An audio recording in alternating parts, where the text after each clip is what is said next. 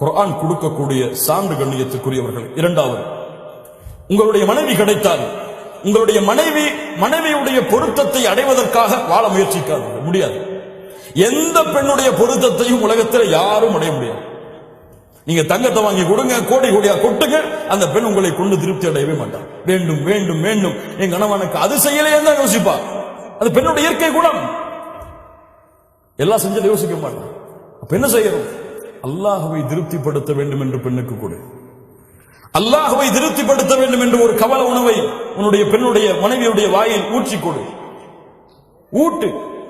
அல்லாஹ்வை திருப்தி அடைய வேண்டும் என்பதற்காக உன்னுடைய பெண்ணை முத்தமிடு. அல்லாஹ் ரப்புல் ஆலமீன் அந்த பெண்ணுடைய திருப்தியை வாங்கி கொடுப்பான்.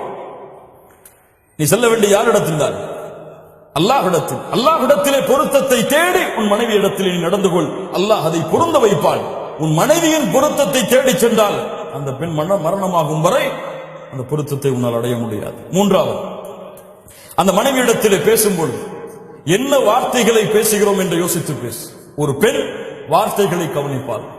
வார்த்தைகளை கவனிப்பார். ஒரு சின்ன வார்த்தையை ஏதோ கோபத்தில் சொல்லியிருப்பீங்க, அந்த வார்த்தையை அவர் இறுதி காலம் வரை ஞாபகம் வைத்து சொல்லிக்கொண்டே இருப்பார்.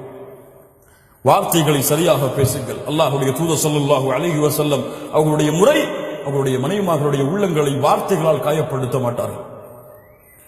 நான்காவது, எல்லா நேரத்திலும் அன்போடும் பாசமோடும் காதலோடும் ரொமான்ஸோடும் வாழ். ஹலால் ஹலால், ரொமான்ஸ் ஹலால். காதலிப்பது ஹலால். யாரை? கல்லூரியில் படிக்கும் பொழுது கல்லூரியில் படிக்கக்கூடிய வாலிப பெண்ணை அல்ல. ஹராம். அந்த பெண்ணோடு பேசுவதில்லை, அந்த பெண்ணோடு டேட்டிங் செய்வதில்லை. ஹலால் ஹராம். டேட்டிங் ஹலால் எப்போது? திருமணத்திற்கு பிறகு. சேட்டிங் ஹலால் எப்போது? திருமணத்திற்கு பிறகு. திருமண ஒப்பந்தம் நடந்ததற்கு பிறகு. அல்லாஹ்வுடைய தூதர் ஸல்லல்லாஹு அலைஹி வஸல்லம் உடைய வாழ்க்கையை பாருங்கள். ஆயிஷா ரலியல்லாஹு அன்ஹா சொல்கிறார்கள், நானும் அல்லாஹ்வுடைய தூதரும் ஒரே பாத்திரத்திலே குளிப்போம். லா இலாஹ இல்லல்லாஹ். இருவரும் மாறி மாறி ஊற்றிக்கொண்டு குளிப்போம். எத்தனை பேர் நம்முடைய மனைவிமார்களோடு குளித்தவர்கள்?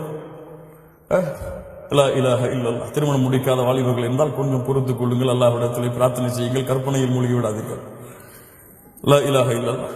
அல்லாஹ்வுடைய தூதர் ஸல்லல்லாஹு அலைஹி வஸல்லம் வழக்க முறை ஒவ்வொரு தொழுகைக்கு செல்வதற்கு முன்னாலும் தன்னுடைய மனைவியை முத்தமிட்டு செல்வார்கள். யாருடைய வழிமுறை?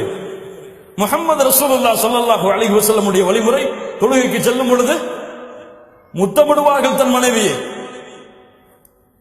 இன்னைக்கு பக்கத்துல வராதீங்க, உது செஞ்சிருக்கீங்கன்றாங்க. லா இலாஹ இல்லல்லாஹ். சுன்னா. அல்லாஹ்வுடைய தூதருடைய வழிமுறை. ஒரு மனிதன் 5 முறை தன் மனைவி மீது பாசத்தை வெளிப்படுத்துகிறான், அந்த குடும்பத்தில் பிரச்சனை இருக்குமா? பிரச்சனை இருக்குமா? அல்லாஹ்வுடைய தூதர் தன்னுடைய மனைவியுடைய வாயில் உணவை ஊட்டி கொடுப்பார்கள். ஒரு நாளையில் ஒரு முறை உங்கள் மனைவிக்கு உணவை ஊட்டுவதை மறக்காதீர்கள். உங்கள் வாழ்க்கையில் பிரச்சனையா இருக்காதுங்க. அப்படித்தானே?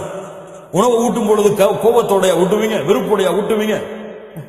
ஒருக்க எல்லா கவலையும் மறந்து ஒரு உணவை ஊட்டுவோம்னு ஊட்டுங்க. அல்லாஹ் உங்களுக்கு அதை கொண்டே உங்களுடைய வாழ்க்கையை சந்தோஷமாக்கிடுவான், மகிழ்ச்சியாக்கிடுவான். அல்லாஹ்வுடைய தூதர் தன்னுடைய மனைவி எந்த இடத்திலே கடித்தார்களோ அந்த உணவை அதே இடத்திலே வாங்கி கடிப்பார்கள். லா இலாஹ இல்லல்லாஹ். உஸ்வத்துல் ஹஸனா, உஸ்வத்துல் ஹஸனா. கண்ணியத்துக்குரியவர்களே, அல்லாஹ் ரப்புல் ஆலமீன் இது போன்ற வாழ்க்கையை நமக்கு தருவானாக. அல்லாஹ்வுடைய தூதர் ஸல்லல்லாஹு அலைஹி வஸல்லம் தன் மனைவியோடு ஓட்டப்பந்தயம் வைப்பார்கள்.